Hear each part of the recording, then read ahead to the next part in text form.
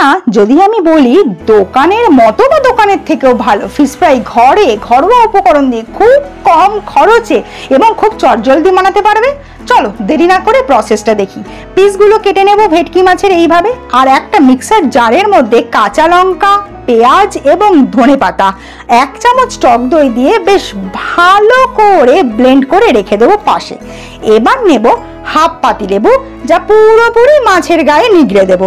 হ্যাঁ, যত জোর আছে তত জোরে নিগড়ে ফেলো। এরপরে নিতে হবে পরিমাণ মতো ব্ল্যাক পেপার। পরিমাণ মতো বলা ভুল হবে, যার যেরকম ঝাল পছন্দ সেই রকম নেবে ব্ল্যাক পেপার, পরিমাণ মতো নুন আর আদা রসুন পেস্ট। যদি আদা রসুন পেস্ট না থাকে সেটা ব্লেন্ডার জারের মধ্যেই দিয়ে দিতে পারো। এবারে ব্লেন্ড করে রাখা যে মেটেরিয়াল ছিল সেটা দিয়ে মাছটাকে ভালো করে ম্যারিনেট করে একটা ঢাকা দিয়ে 30 মিনিটের জন্য রেখে দেবো ডিপ ফ্রিজে। অবশ্যই 30 মিনিট পরে ডিপ ফ্রিজ থেকে বের করে নর্মাল ফ্রিজে রেখো 3 ঘন্টার জন্য। এরপরে ম্যারিনেশন করা মাছটাকে বের করে ওটাকে কোট করার পালা। এবার কোট করতে কি কি লাগছে দেখো। 2টো ডিমকে একটুখানি নুন দিয়ে ভালো করে ফেটিয়ে নিতে হবে। আর দ্বিতীয় উপকরণ যেটা লাগবে কোট করার জন্য, এইরকম ব্রেড ক্রাম্বস বা বিস্কুটের গুঁড়ো, যেটা তোমরা যে কোনো মুদি দোকানে গেলে পেয়ে যাবে।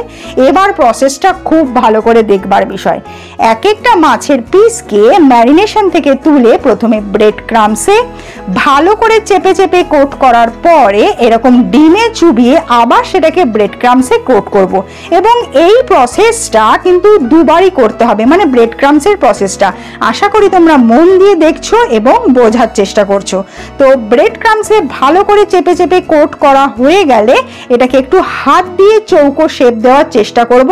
তবে যদি কারো এরকম ওভাল শেপ পছন্দ হয় তাহলে মাছের ফিলেটাকেও কিন্তু ওভাল শেপ করতে হবে। তবে ঘরোয়া ব্যাপার স্যাপার অত কিছু বাদ দাও, টেস্টে ধ্যান দেওয়া যাক, ঠিক আছে? তো হাত দিয়ে মোটামুটি এইরকম চৌকো ভাবে গড়ে নেওয়ার পরে পাশে রেখে দেবো পিসটাকে।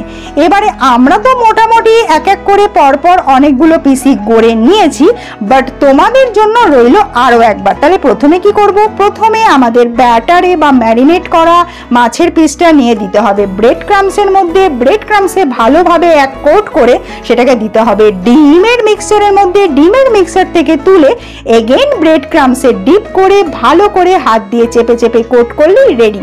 চলো এই রেডি হয়ে যাওয়া বা কোট করা মাছের পিসগুলোকে আবার 1 ঘন্টার জন্য রেখে দেবো ডিপ ফ্রিজে।